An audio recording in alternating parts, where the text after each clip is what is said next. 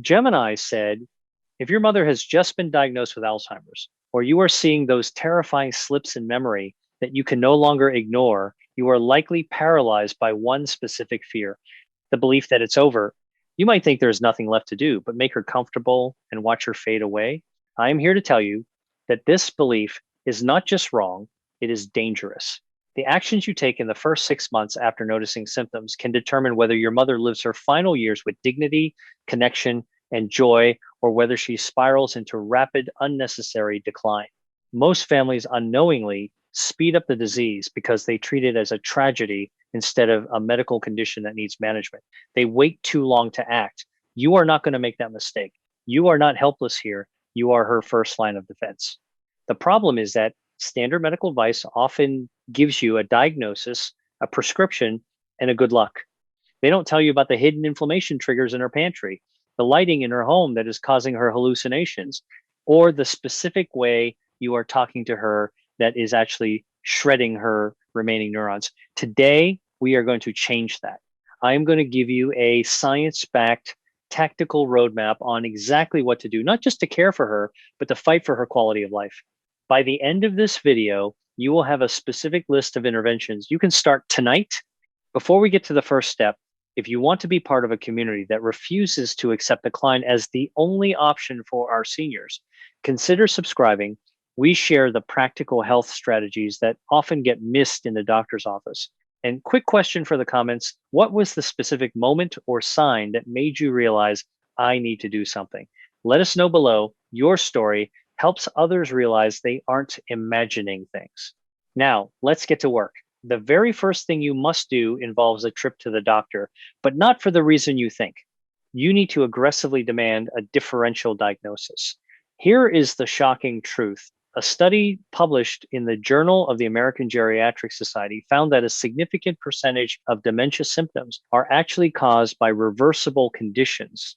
You heard that right, reversible. Before you accept the Alzheimer's label as final, you need to know that a urinary tract infection in a senior doesn't always look like a fever. It looks like sudden, severe dementia.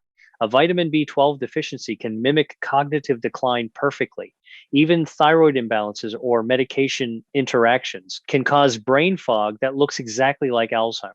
If you assume it's Alzheimer's and don't check for these, you might be missing a cure. You need to be the CEO of her health right now. Ask the doctor specifically, have we ruled out B12 deficiency, thyroid issues, and infections? You aren't in denial. You are being thorough.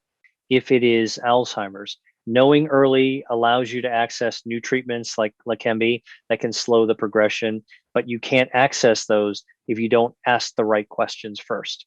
Once you have faced the medical reality, we have to change the way you speak to her. And this brings us to a concept that feels counterintuitive, but is backed by profound behavioral science. You must stop correcting her. We have this instinct, born out of love and fear, to pull our loved ones back to reality. If she says it's 1,974, we say, no, mom, it's 2024. Look at the calendar. If she asks where her father is, we gently remind her that he passed away 30 years ago. We think we are helping, but neurologically, we are hurting. When you correct a brain that is losing its grip on linear time, you aren't grounding her. You are gaslighting her reality. You are creating anxiety and shame. A study published in the American Journal of Alzheimer's Disease and Other Dementias highlights the efficacy of validation therapy. This approach suggests that instead of fighting the factual error, you connect with the emotional truth. If she asks for her father, she isn't looking for a man who is deceased. She is looking for the feeling of safety and protection he provided. When you tell her he is dead, you force her to grieve him all over again, as if it's the first time. Imagine waking up every day and being told your favorite person died yesterday. That is the hell we create with reality orientation. Instead, you pivot. You say, I know you miss him. He was such a strong man. Tell me about the time he taught you to drive. You validate the emotion. You join her in 1974. It's a kinder place to be. Now that we are communicating better, we need to look at the physical world she inhabits. We have to audit her environment through the eyes of a failing brain. Alzheimer's changes visual processing. It's not just about memory, it's about perception. Shadows look like holes in the floor. A white toilet against a white tile floor might as well be invisible. This leads to falls, incontinence, and terror.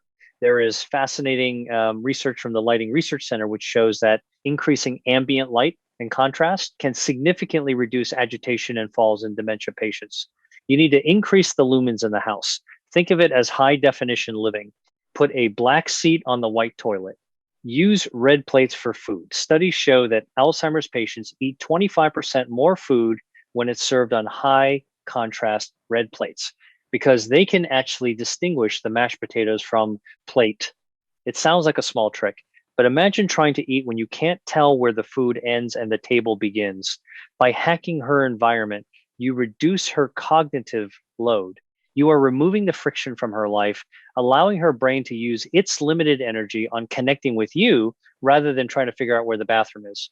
Speaking of energy, we have to talk about fuel. The brain is an energy hungry organ consuming 20% of your calories, and a brain under attack needs specific reinforcements. We need to overhaul her diet, and frankly, yours too, while we are at it. We are shifting toward the MIND diet, a hybrid of the Mediterranean and DASH diet specifically designed for neuroprotection. This isn't just about eating your veggies. This is about precise biological warfare against plaque buildup. A study conducted by Rush University Medical Center found that seniors who strictly followed the MIND diet reduced their risk of developing Alzheimer's by as much as 53%, and even those who followed it moderately saw a 35% reduction. That is a massive statistic. We are talking about leafy greens, nuts, berries, beans, whole grains, fish, poultry, olive oil, and wine in moderation. But specifically, look at berries.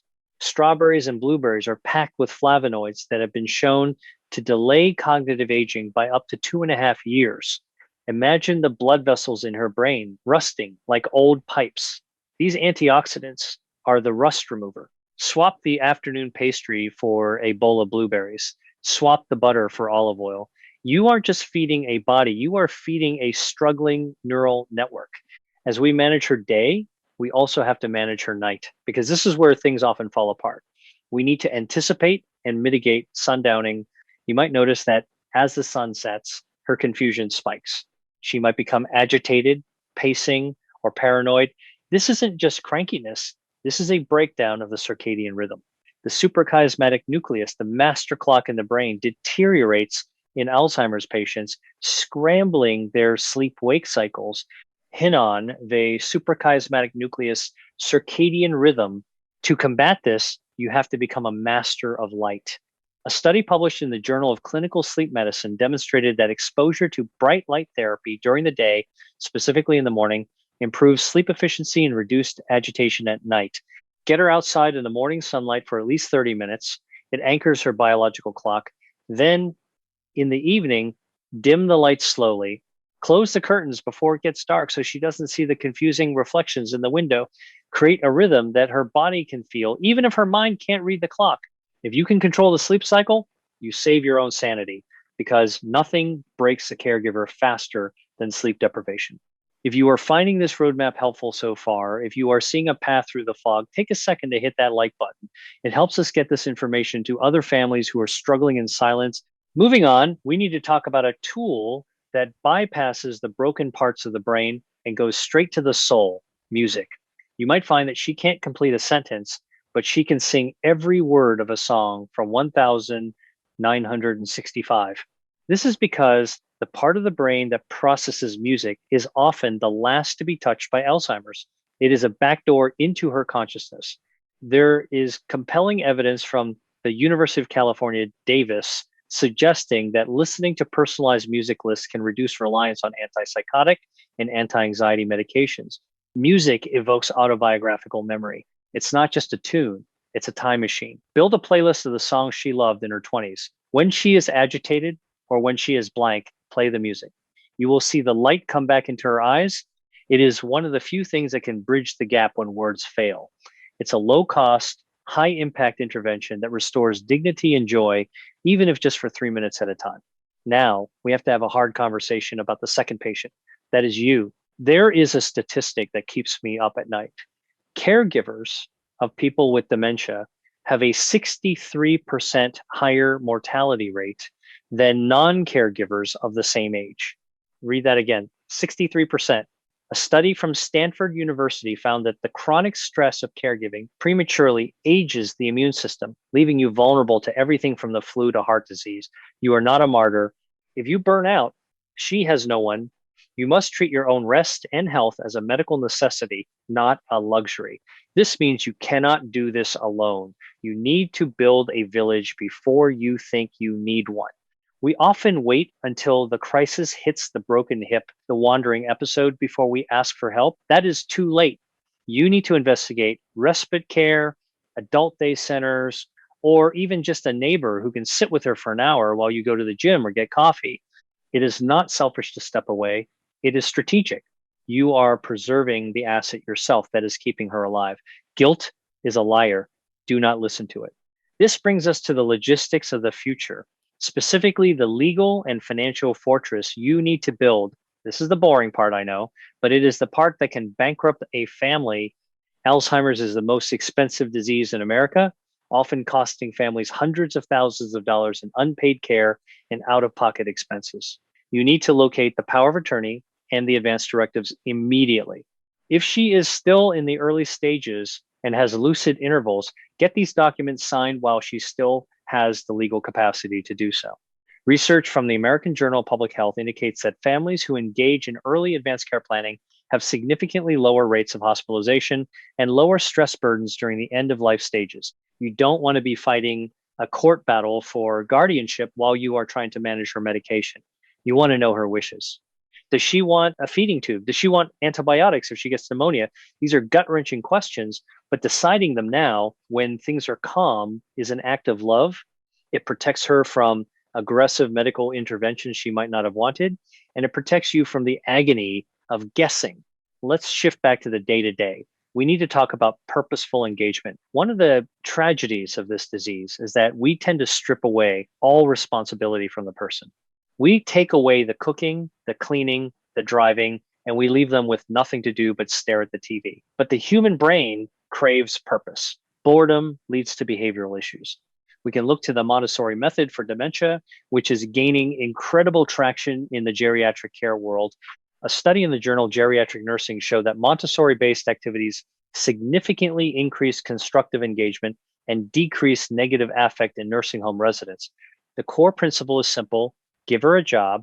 It doesn't have to be a real job. It just has to feel real. If she used to be a secretary, give her a stack of papers to sort or envelopes to stuff. If she was a homemaker, give her towels to fold. Even if she folds the same towel 10 times, she is engaged. She feels useful. We aren't looking for output. We are looking for the sensation of contribution. Restoring that sense of agency reduces depression and gives her a reason to get out of bed. Next, we must address the physical body again, specifically movement. Exercise is arguably the most potent drug we have for the brain. It increases the production of a protein called brain-derived neurotrophic factor, or BDNF. Think of BDNF as miracle grow for brain cells. It encourages the growth of new neurons and synapses, particularly in the hippocampus, the area of the brain responsible for memory. A study from the University of Pittsburgh found that even moderate aerobic exercise, like walking 3 times a week, increased the size of the anterior hippocampus in older adults, effectively reversing age-related volume loss by 1 to 2 years. You don't need to train her for a marathon. Just get her walking. If mobility is an issue, do chair yoga or simple resistance exercises.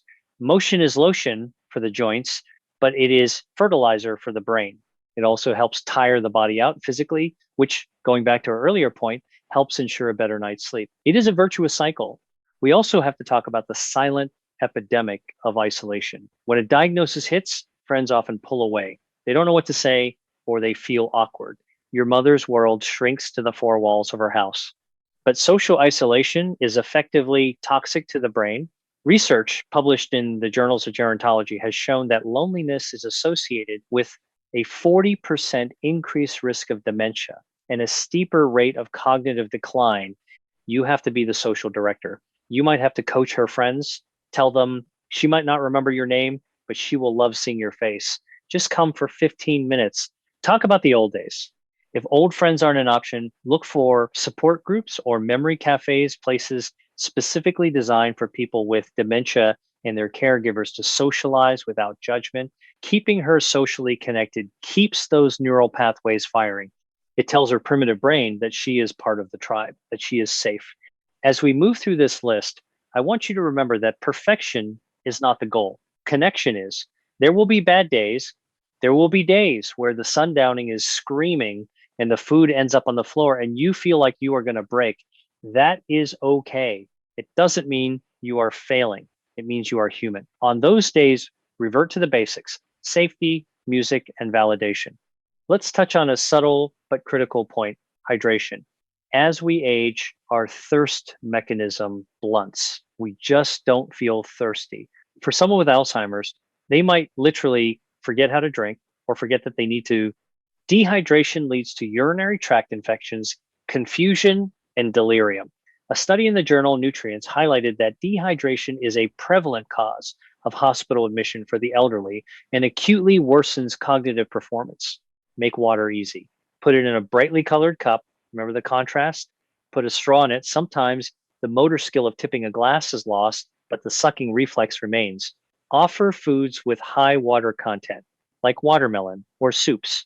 If her confusion suddenly spikes overnight, check for dehydration or UTI before you assume the disease has progressed. It is the most common false alarm in dementia care. Another vital area, often overlooked, is vascular health. What is good for the heart is good for the brain, and conversely, what damages the heart damages the brain.